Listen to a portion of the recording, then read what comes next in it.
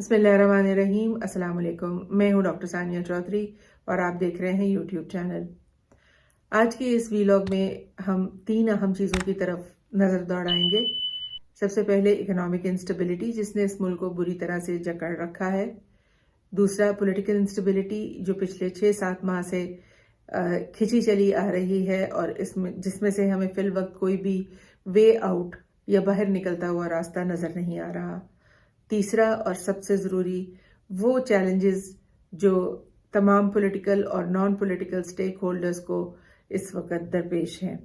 और इस तेज़ी से बदलती हुई सूरत हाल में जो पिछला एक हफ्ता गुजरा है, उसमें होने वाले चंद ऐसे वाक़यात हैं जो कुछ चीज़ों का एक, आप कह लीजिए, ड्रॉप सीन बनकर सामने आए हैं और जिसके बाद ये उम्मीद की जा सकती है कि आने वाले वक्त में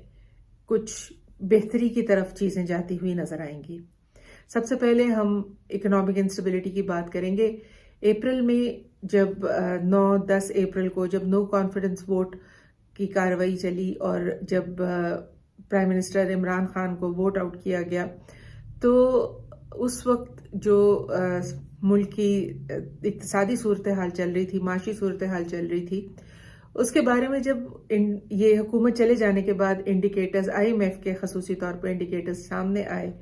तो ये चीज़ देखने में आई कि जो 3.5 साल की इमरान खान की हुकूमत थी, उसमें किए हुए मुख्तलिफ इक़दामात जो शुरू में कुछ वक्त लेते हैं रोल आउट होने में और उनके मुस्बत या मनफी असरात जो भी हों, वो सामने आने में कुछ वक्त लगता है। तो जब ये 3.5 साल ख़त्म हुए, तो उस वक़्त उन प्रोग्राम्स का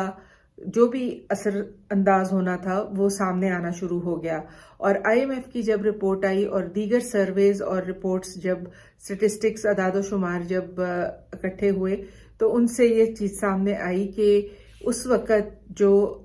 मुल्क में सूरत हाल चल रही थी, खा वो एक्सपोर्ट्स के हवाले से हो, रेमिटेंसेस के हवाले से हो, टैक्स कलेक्शन जो हो, वो सारी चीज़ें जो थी वो बहुत बेहतर जा रही थी और उन सब में खातिर खा इजाफा पिछले सालों की बनिस्बत देखा जा रहा था। जो मुल्क की ग्रोथ रेट था वो 6% टच कर रहा था। एक्सपोर्ट्स ऑल टाइम हाई पे थी। रेमिटेंसेस जो थे वो ऑल टाइम हाई पे थे। बम्पर क्रॉप्स रिकॉर्ड हुई, 5 की जो क्रॉप्स हैं उसमें, जिसमें कॉटन, राइस और गंदम शामिल हैं। इसके अलावा जो फॉरेन रिजर्व्स थे, they were at an all time high. Foreign policy जो थी, अगर वो कहीं कुछ इश्यूज या कुछ ममालिक के हवाले से कुछ नकाद शायद उसको इतना पॉजिटिवली ना लें, लेकिन फिर भी एक खुददार मुल्क की हैसियत से और एक geostrategically placed Islamic nuclear state के हवाले से पाकिस्तान एटलीस्ट एक इंडिपेंडेंट फॉरेन पॉलिसी की तरफ जो है वो कदम उठा रहा था। इसके अलावा जो ओवरसीज की इंगेजमेंट थी, उनके हवाले से overseas voting rights, electronic voting machines और इस तरह की सब चीज़ें जो थी उनकी बात हो रही थी। टेक्सटाइल इंडस्ट्री जो थी उसको 17 साल के बाद बहाल कर दिया गया और बहुत से सिक यूनिट्स, सैकड़ों सिक यूनिट्स जो थे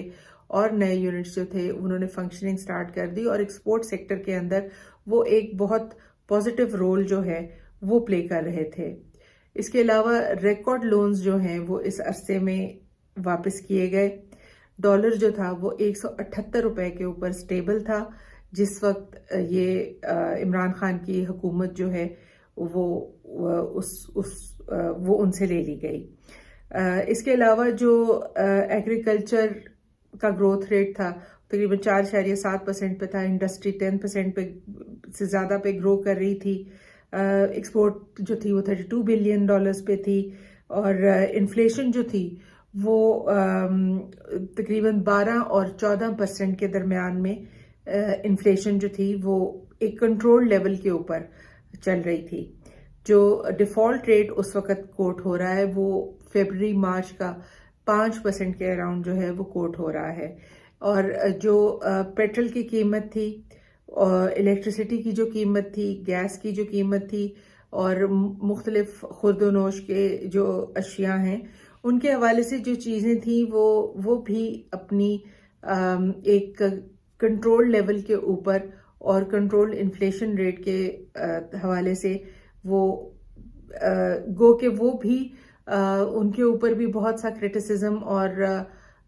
ये आ रहा था और नुक्ताचीनी हो रही थी कि वो बहुत ज़्यादा हैं, लेकिन और वो अपोजिशन पार्टीज की तरफ से हो रही थी। लेकिन जो इस गवर्नमेंट के जाने के बाद जब पीडीएम की गवर्नमेंट ने मुल्क की बागडोर अपने हाथ में ली, तो उसके बाद हमने ये देखा कि ना सिर्फ मुल्क का जो ग्रोथ रेट है वो बहुत तेज़ी से नीचे की तरफ डाउनस्लाइड किया है, बल्कि रेमिटेंसेस जो हैं वो इस वक्त ऑल टाइम लो पे हैं। रोशन डिजिटल अकाउंट्स जो हैं उसमें से खातिर खा रकूम जो हैं वो निकाली जा चुकी हैं। जो फॉरेन रिजर्व्स हैं वो इस वक्त 8 बिलियन से तकरीबन 7.8 बिलियन के करीब रह चुके हुए हैं। जो बहुत से फॉरेन पॉलिसी जो है वो एक वन मैन वेंचर के तहत दौड़ रही है और वो किस सिमत में जा रही है वो उसका तयन करना फिल वक्त मुश्किल है, क्योंकि वो इस वक्त हमारे जो फॉरेन मिनिस्टर हैं बिलावल भुट्टो साहब, वो तकरीबन जब से वो मिनिस्टर बने हैं वो मुल्क से बाहर ही तकरीबन पाए गए हैं। जो इसके अलावा जो 1700 टेक्सटाइल इंडस्ट्री के जो यूनिट्स हैं, टेक्सटाइल के यूनिट्स, वो क्लोज डाउन हो चुके हैं। जो अनएम्प्लॉयमेंट रेट है वो इस वक्त तकरीबन 22.5% पे है और लाखों जो जॉब्स हैं लोगों की वो ख़त्म हो चुकी हैं। एग्रीकल्चर, इंडस्ट्री, एक्सपोर्ट्स, हर चीज़ बुरी तरह हिट है इस पॉइंट पे। टैक्स कलेक्शन बुरी तरह से अफेक्टेड है। प्राइस हाइक्स जो हैं वो कॉन्स्टेंटली हुई चली जा रही हैं। इन्फ्लेशन के हवाले से अगर आप देखें तो पेट्रोल, डीजल जो हैं वो 100% प्लस बढ़ चुके हैं। बिजली जो है वो 3 गुना बढ़ चुकी है। गैस जो है वो 100% से ज़्यादा बढ़ चुकी है। मुख्तलिफ फूड आइटम जो हैं जिसमें आटा, दालें, चीनी, घी, ये बेसिक जो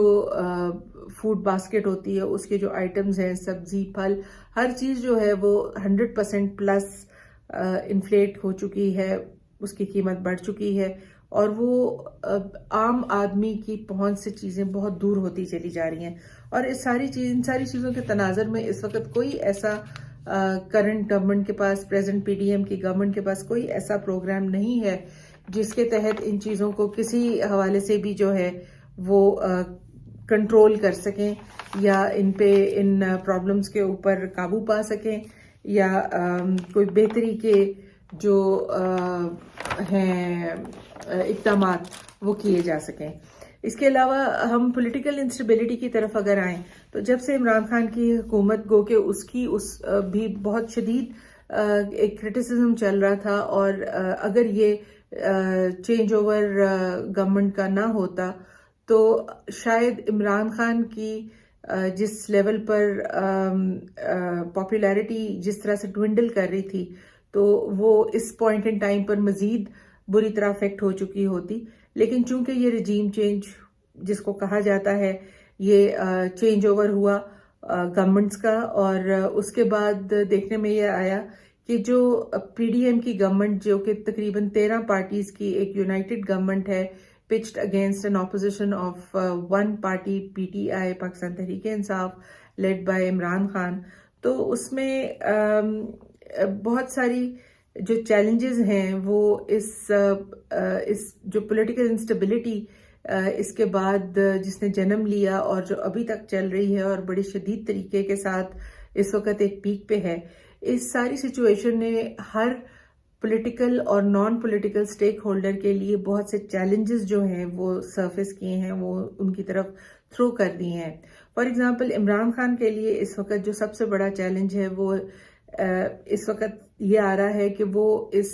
कौम को रिलीफ देने के लिए, इस मुल्क को बेहतरी की तरफ लेके जाने के लिए और जिस तरह से उनकी फॉलोइंग एक इंक्रीज हुई है उसको वो किस तरह से चैनलाइज करके और एक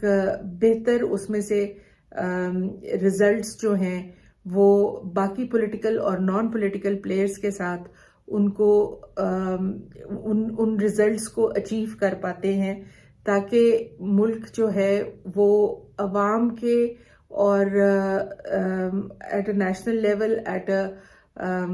इंटरनेशनल लेवल बेहतरी की तरफ जा सके और उसमें इकोनॉमिक प्रॉस्पेरिटी दोबारा से बहाल हो और उसके अंदर पॉलिटिकल स्टेबिलिटी जो है वो दोबारा से बहाल हो। तो इमरान खान के लिए ये एक बहुत बड़ा चैलेंज है और जिसकी तरफ वो कदम ब कदम आगे बढ़ रहे हैं। पीटीआई वर्कर्स के लिए फिर अगेन एक बहुत बड़ा चैलेंज है, स्पेशली सिंस जो असैसिनेशन अटेम्प्ट हुई है इमरान खान के ऊपर, जिसके बाद वो इंजर्ड हैं और वो 100% अपना नहीं दे सक रहे हैं। जाहिर है उनकी फिजिकल सिचुएशन और हेल्थ सिचुएशन इस तरह की है इस पॉइंट इन टाइम पर। तो पीटीआई वर्कर्स के लिए ये एक बहुत बड़ा चैलेंज है कि वो किस तरह से पार्टी के साथ इंगेज रहते हैं। वो अवाम जो इमरान खान के पीछे एक हकीकी आज़ादी के स्लोगन के ऊपर चल रही है, वो किस तरह से इंगेज रहती है और एक एनर्जी और एक मोमेंटम जो है जिसने एक चेंज सपोजिटली क्रिएट करनी है आगे, या एक आप कह लें कि इलेक्शन का एक की जो एक डिमांड की जा रही है अर्ली इलेक्शंस की, उसको किस तरह से अचीव करना है। तो ये पीटीआई के वर्कर्स का और इमरान खान की फॉलोइंग का एक उनके लिए एक बहुत बड़ा चैलेंज है। अगेन पीडीएम की गवर्नमेंट के लिए भी बहुत से चैलेंजेस हैं, जिसमें से नंबर 1 होना तो चाहिए है लेकिन ऑब्वियसली है नहीं। वो चैलेंज ये है कि एक मुल्क के अंदर माशी सूरत हाल और जिस तरह से मुल्क इस वक्त डिफॉल्ट के एज के ऊपर पहुंच चुका है, 100% डिफॉल्ट रिस्क जो है वो इस पॉइंट इन टाइम पर फेस कर रहा है, उसमें से पीडीएम की गवर्नमेंट कैसे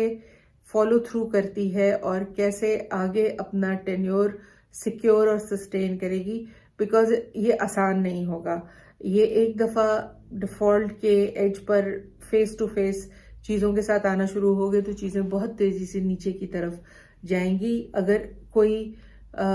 होशमंद स्टेप्स जो हैं वो इक़दामात नहीं लिए गए चीज़ों की यहाँ रोकथाम के लिए। तो पीडीएम की गवर्नमेंट के लिए इस वक्त नंबर 1 चैलेंज जो है वो इकोनॉमिक स्टेबिलिटी जो है उसकी तरफ जाना है। लेकिन जब से पीडीएम की ये गवर्नमेंट आई है, जो चीज़ देखने में आई है कि अवाम का रिलीफ या इकोनॉमिक ग्रोथ या इकोनॉमिक स्टेबिलिटी, ये these are not the priority of the government. इसके अलावा जो नए चीफ आर्मी के आए हैं उनके लिए बहुत से चैलेंजेस हैं। सबसे ज़्यादा तो ये कि इंस्टीट्यूशंस का जो इमेज पिछले कुछ महीनों से रेगुलरली एक सर्टन गुफ्तगू में गर्दिश कर रहा है और टार्निश हो रहा है और एक इंस्टीट्यूशंस के ऊपर बार बार कुछ बातें उनकी तरफ फेंकी जाती हैं और उनके ऊपर कुछ अलेज किया जाता है कि न्यूट्रलिटी और ए पॉलिटिकल होने का और ना होने का इशू बार बार रेस किया जाता है। तो नए आर्मी चीफ के लिए ये एक बहुत बड़ा चैलेंज होगा कि वो एक दफ़ा फिर से आर्मी के इंस्टीट्यूशन का वकार और उसका एक रिगार्ड और उसकी रिस्पेक्ट उसको दोबारा से रिस्टोर करें। और इसके अलावा बाकी के तमाम इंस्टीट्यूशंस जो हैं उनके लिए भी, इसी तरह जुडिशरी के लिए, ब्यूरोक्रेसी के लिए, इन सब के लिए भी ये चैलेंजेस हैं कि इस पॉइंट इन टाइम पर वो अपना रोल जो उनको प्ले करना चाहिए एक in a country which is facing a very difficult time, तो वो इसमें किस तरह से अपना किरदार अदा करते हैं। फिर अगेन मीडिया के लिए एक बहुत बड़ा सवालिया निशान जो है वो खड़ा कर दिया गया है in the last few months, specially जिस तरह से एक बड़ा क्लियर कट डिवाइड नज़र आता है हमें मीडिया में। एक सर्टन मीडिया का हल्का है जिसको कॉन्स्टेंटली, जिसके ऊपर बहुत सी कर्ब्स लग रहे हैं या बंदिशें लग रही हैं या सस्पेंशंस हो जाती हैं या ऑफर हो जाते हैं उनके एंकर्स और होस्ट्स, और इस तरह से एक वैक्यूम, एक गैप क्रिएट होना शुरू हो गया मीडिया में, और वो तमाम व्यूअरशिप जो है वो अब सोशल मीडिया की तरफ डायरेक्ट हो रही है, बिकॉज सप्लाई डिमांड का सारा इक्वेशन होता है। अगर डिमांड आ रही है एक सर्टन न्यूज़ की और वो न्यूज़ प्रोवाइड नहीं हो रही है मीडिया पे, तो ऑब्वियसली वो तमाम व्यूअर्स जिनकी वो डिमांड है, जहाँ से वो फुलफिल होगी वहाँ पर उन्होंने जाना है। और इसी तरह वो सारी डिमांड जो है वो इस वक्त सोशल मीडिया जो है वो इस गैप को कवर कर रहा है और वो इस डिमांड को फिल इन कर रहा है, जिस वजह से सोशल मीडिया के ऊपर की तरफ बहुत सारी डाइवर्जन हो चुकी है इलेक्ट्रॉनिक मीडिया की व्यूअरशिप की। तो ये बहुत सारी चैलेंजेस हैं इस वक्त जो कि पॉलिटिकल और एपॉलिटिकल प्लेयर्स जो हैं उनके सामने ये इस वक्त हैं मौजूद, और इनमें वो किस तरह से आगे अपना एक किरदार जो है और एक रोल प्ले करते हैं। पिछला एक हफ्ता जो गुजरा है, जिसके अंदर आर्मी चीफ की तैनाती हुई है, जिसके अंदर लॉन्ग मार्च जो है वो तकरीबन एक तरीके से आज 26 नवंबर के बरोज़ 26 नवंबर जो रावलपिंडी में इख्तिताम पजीर हुआ इमरान खान के जलसे के खिताब के साथ, और जिसमें यह ऐलान हुआ कि वो इस्लामाबाद की तरफ अब नहीं जाएंगे, और इस्लामाबाद ना जाने का जो फैसला था वो किन वजूहात की बिना पे किया गया, क्योंकि ज़ाहिर है वो तसादम की कोई इमरान खान कोई तसादम की फिजा नहीं चाहते और वो कोई लड़ाई डालना नहीं चाहते, और उनकी एक सिंगल वन एजेंडा डिमांड थी एक अर्ली इलेक्शन की, जिसके लिए उनको अब इस सारी सिचुएशन में बज़ाहिर कोई ऐसी जल्दी नज़र नहीं आती है कि वो इसके लिए डिमांड करें, लेकिन फिर भी उन्होंने अपना एक बड़ा की कार्ड, एक अपना एस जो है वो इस पॉइंट पे प्ले किया है, और तमाम असेंबलियों से उन्होंने इस्तीफ़ा देने की बात की है, जिसके बाद सवाए इलेक्शन के कोई और ऑप्शन जो है वो पॉलिटिकली रह नहीं जाती, क्योंकि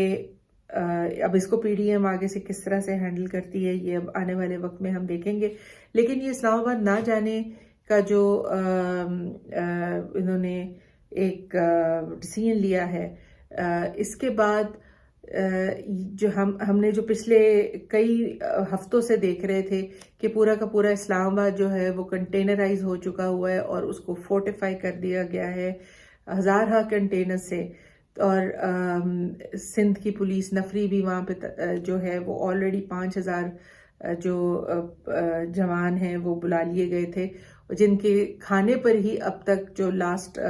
एक तखमीना लगाया गया है उसके अकॉर्डिंग 51 करोड़ रुपीस सिर्फ उनके खाने पीने पे लग चुका है। और चूंकि वेदर का काफ़ी मौसम का डिफरेंस है between Sindh and between Islamabad, तो इस पॉइंट इन टाइम पे जब सर्दी जो है वो एक शिद्दत की तरफ जाना शुरू हो जाती है, तो उनमें हेल्थ इश्यूज और बीमारियां भी जो हैं उनकी भी काफ़ी कंप्लेंट आ रही है। तो ये वो सारा एक एडेड इकोनॉमिक लॉस है जो कंटेनर्स को डिसफंक्शनल करके, जो इस्लामाबाद को भी डिसफंक्शनल करके, और जो इस तरह के पुलिस फोर्स के ऊपर अननेसेसरी अखराजात की वजह से टैक्स पेयर जो है उसके ज़िम्मे पड़ेगा।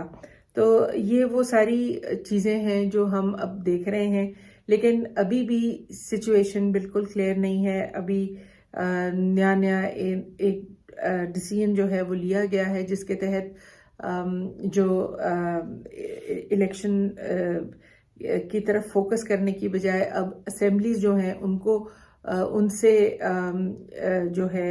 हटने का और उन्हें तहलील करने का या वहाँ से इस्तीफे देने की बात हो रही है। तो अगले कुछ दिनों में ये चीज़ें मज़ीद क्लियर होंगी कि अब चीज़ों का रुख किस तरफ जा रहा है और इमरान खान के इन फैसलों को किस तरह से रिस्पॉन्ड करती है जितने पॉलिटिकल प्लेयर्स हैं वो भी और जितने नॉन पॉलिटिकल प्लेयर्स हैं वो भी। आज के लिए बस इतना ही। अपना बहुत ख्याल रखिएगा। अल्लाह ताला हम सबको अपने हिफ्ज़ व अमान में रखे। अल्लाह हाफ़िज़।